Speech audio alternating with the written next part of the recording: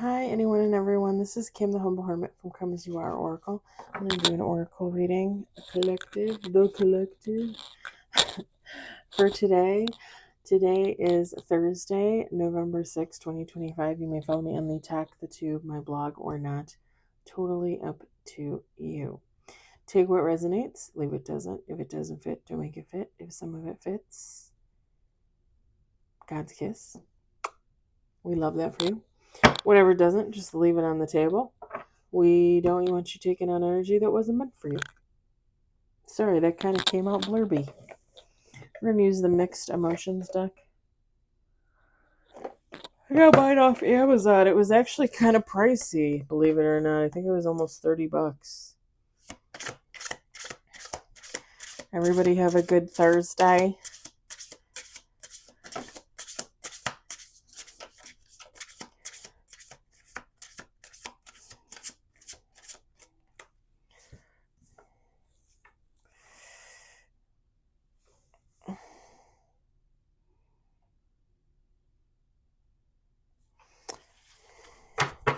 We got 4 on the table. We're going to do 2 more shuffles. I always love the artwork on these cards.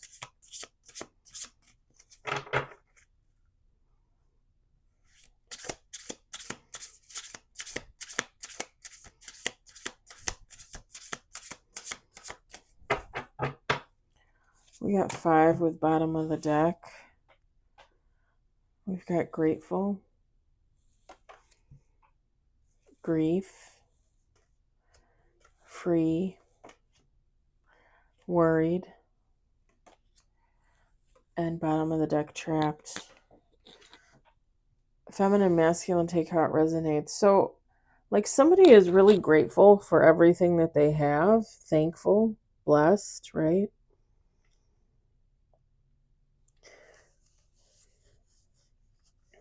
Whoever this is, though, they wish that they were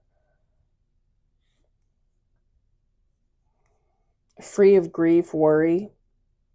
Like, it traps them. It makes them feel like suffocated, like suffocating. Suffocated or suffocating? Makes them feel suffocated. I was going to take a class in December. Now I'm thinking maybe I should go back to college and take like English. Suffocating. Pardon me.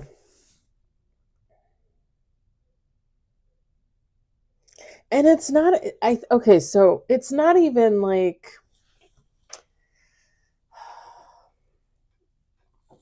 it's not even like somebody believes that they've grieved more or worried more than anybody else in the world. It's just the fact that,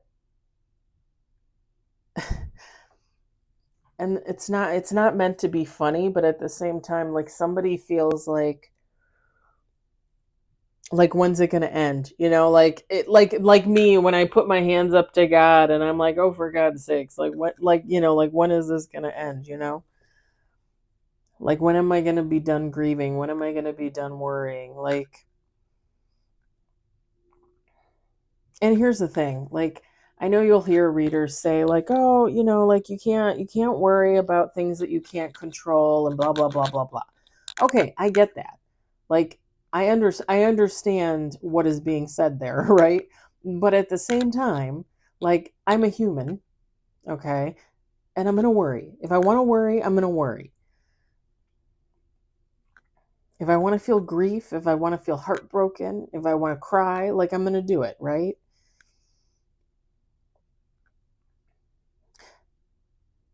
And so somebody's wondering like when this phase in their life is going to be over. And I don't mean to take that lightly by saying the word phase, but I don't know how else to say it. Because it gives like somebody knowing that they've been in like kind of like a karmic cycle, a toxic cycle, and they're just wondering like when it's going to be over. Now, this could be somebody that's toxic or karmic, okay? I'm not really getting that, but it could be. It could be somebody getting ready to come out of like a toxic cycle, even though they kind of feel like it's never ending, but they're grateful. Like, hopefully, like, hopefully this is going to end for me and my karma is going to turn around because I'm trying to be a better person. It could be somebody toxic or karmic, but I don't really, like, I'm not really getting that vibe. It just kind of gives me the vibe of Joe anybody, Patty anybody, like me, like you, whoever.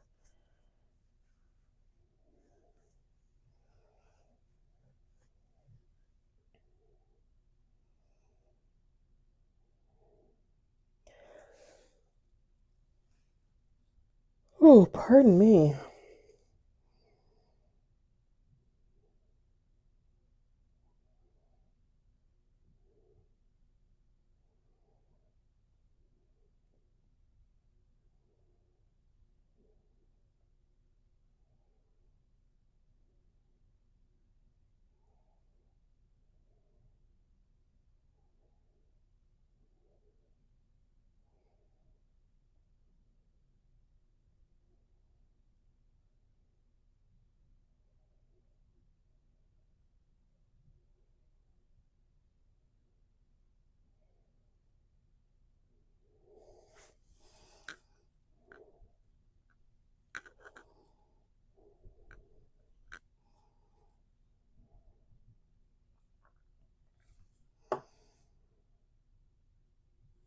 I think a lot of this worry and this quote unquote grief comes from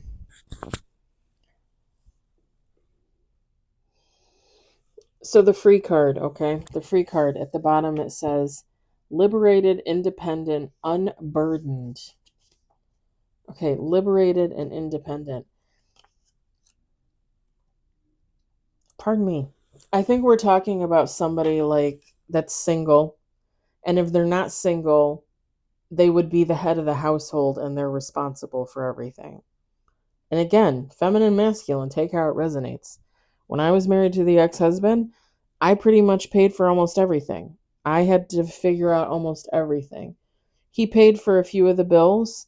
He paid his own car payment and he paid our cell phone payment because I joined his cell phone plan after we got married. That's what he paid. I paid the mortgage. I bought groceries. I did not have a car payment. Um, I bought things for the house. I paid some of the bills. Like, I pretty much was in charge of paying everything. When COVID was happening, for what, that 2-ish years, a little bit more, a little bit less. And I was working tons of overtime. I was working like 70 hours a week, and he was barely working 40. And I was bringing an OT. That paid for his son's senior trip to Disney World. That helped to pay off his son's braces, which I never got reimbursed for. like, I paid a lot for a lot of this stuff. And now that I'm single, I pay for all my own stuff, right? Like, that's how it works. But this is somebody realizing, like, yeah, it's great. Pardon me, it's great to be single, or it's great to be like the man or woman in charge, but it's a burden too, right? Like, even though, and I think I just talked about this, I don't think it was this morning in affirmations. Was it yesterday or the day before? I was talking about how, I love being alone. I love living on my own, being single, not answering to anybody. And I do. I do. I don't mind paying my own bills. I have a full-time job. I work overtime. I can pay my bills. I'm an adult. I just think at the end of the day, like, if you really sit down and think about it, it is definitely easier, if you're married or cohabitating with somebody, to share the bills. The thing is it worth it to do that? Does it benefit both people? Because if it doesn't benefit you, why would you bother? I would just rather take care of myself at that point. Again, my example is the ex-husband.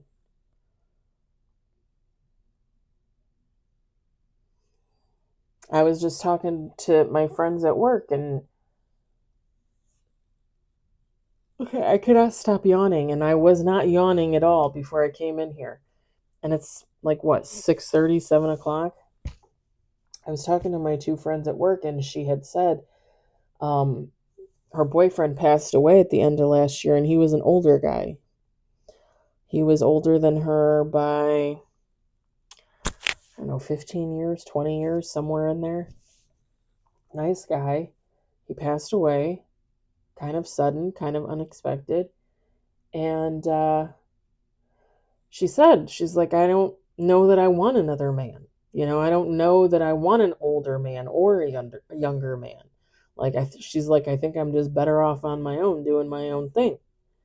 And it's funny because a lot of women out there would agree with her. A lot of women out there are coming to the realization, if they haven't already, that they'd rather be alone, that they'd rather work their job and pay their own bills and own their own home and go back to school and open up a creative outlet for themselves and work on themselves rather than trying to help someone else work on themselves.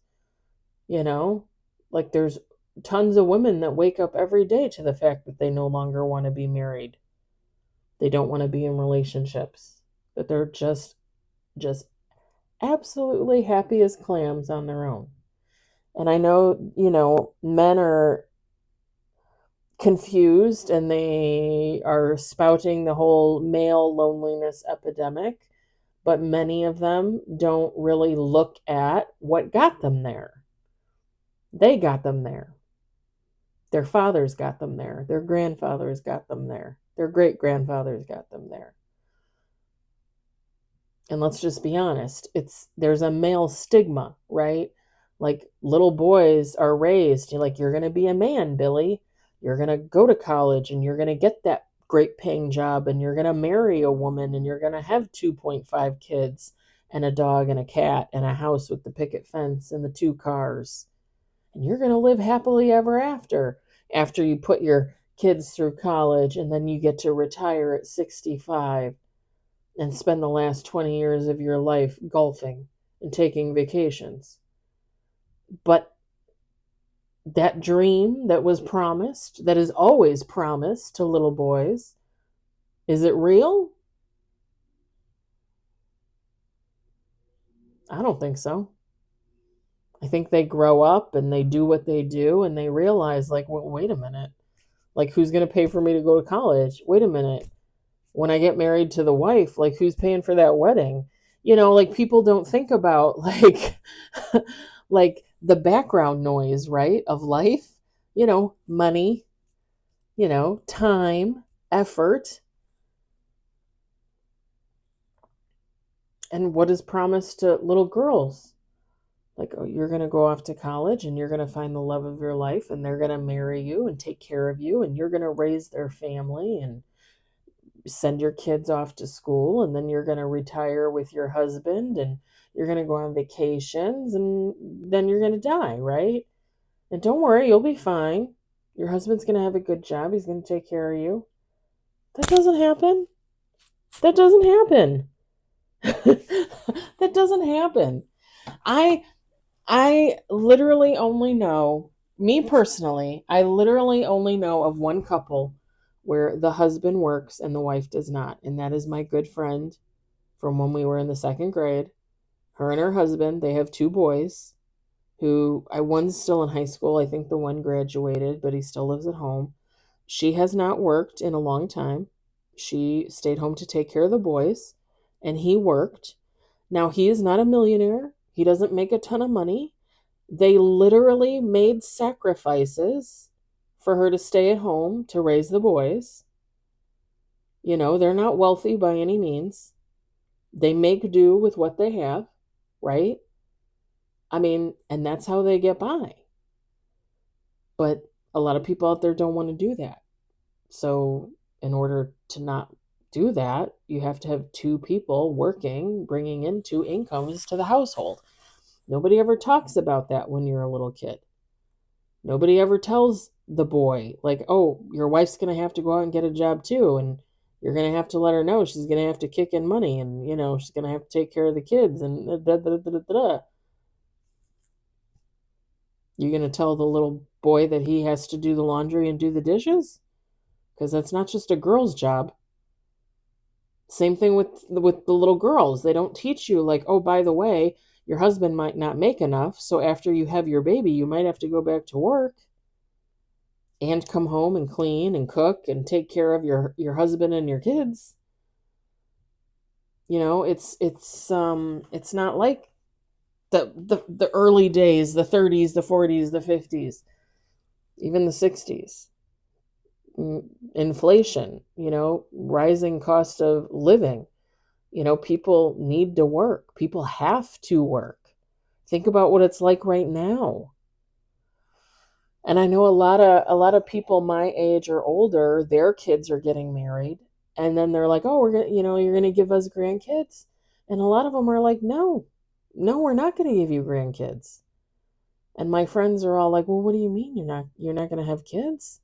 Honey, who can afford to have kids in this day and age? Kids are expensive. I remember when I was still like maybe like in my 20s, mid 20s, I remember they had done a study and they came out with a number saying that it costs on average to raise your kid from baby to high school, not college, okay, to high school. It costs on average, I think it was like $300,000 to $400,000 a kid. I mean, I don't think that's what it cost for me and my brother.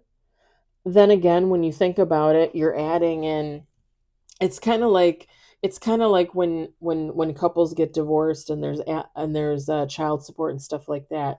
Like typically like your kid's part of the rent and the bills and stuff is technically, or it used to be, like, oh, that's added into your child support. Okay, fine. Like, so every kid is technically a portion, of whatever the bills are, whatever the rent is. Okay, fine. I mean, it kind of makes sense, right? They live there, they live in the home.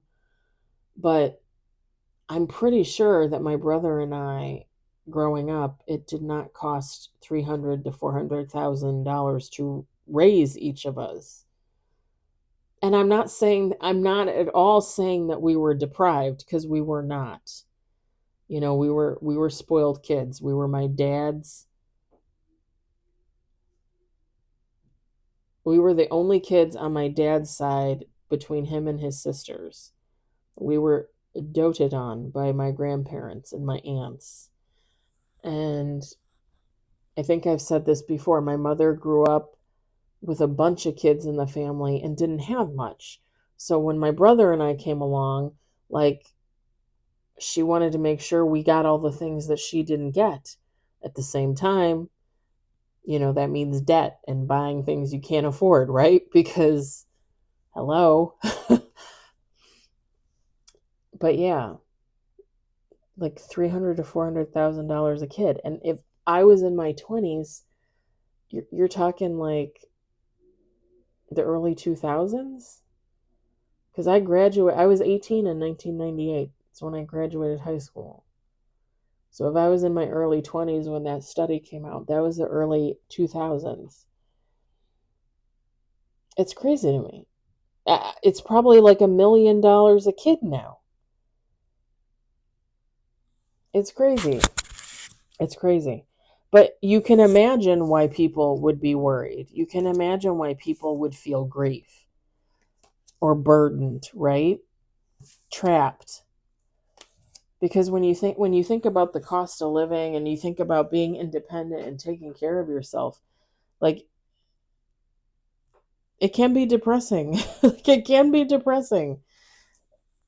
I was walking with one of the guys from work on Sunday, and we were talking about retirement. And he's like, "Oh, yeah, yeah, like, I'm probably going to work another so many years and then I'm going to retire."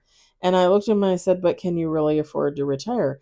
And he goes, "Oh, Kimberly, I have two pensions. I have my 401k and, of course, Social Security.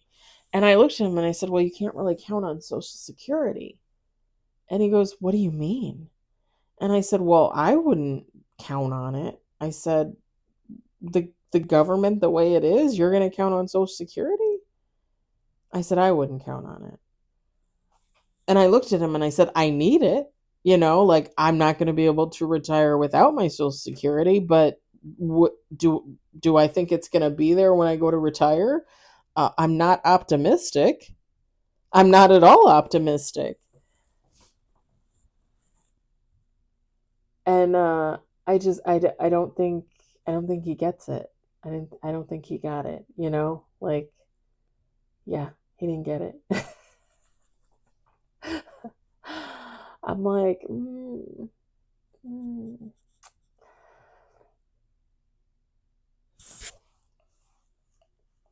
And the only reason, so here's the thing, the only reason why I say Social Security is because Social Security is always the go-to for the government. Somebody is always in the government saying, "Oh, we're going to take away your Social Security. Oh, we're going to cut Social Security benefits, Medicare, Medicaid, blah blah blah blah blah blah blah." Listen, sir and or ma'am, my money is in Social Security. If you're not going to give me my money when I retire on a monthly, yearly, whatever income, then give me my money back right now and quit taking my money. Hello? Hello? Is anybody home? I'll take a check, please. Yeah. Yeah. And I'm just going to say this, and I'm not at all the only one that has said this. I've heard other people say this, but if they announce the collapse of Social Security, there will be a riot in the United States. There will be some type of war. I guarantee it. Because, like I just said, like you're talking my money, your money, right? If you live in the US, it's your money. Like, I mean, I've been working since I was 18 and I'm 45. So, where's my money? And I want it back with interest because you've kept it all these years. I want that interest. You know? Like, it's crazy to me. It's crazy to me. So it would not at all be shocking if they were to make some type of announcement about that. I think I saw something about the banks the other day about how the banks don't have enough money to cash people's checks, to have people take out cash from the ATM. Like a lot of banking institutions are now going to just charge fees if you take out more than a certain amount from the ATM on a daily basis because they don't want you taking your money out of the bank because they're saying they don't have any money. That's alarming. That's alarming. And I heard it on TikTok, I think, and then I saw it on Facebook, I think. Yeah. That's alarming when the banks are saying they don't have money to cover. You know what? It reminds me of It's a Wonderful Life. I mean, it does. It does.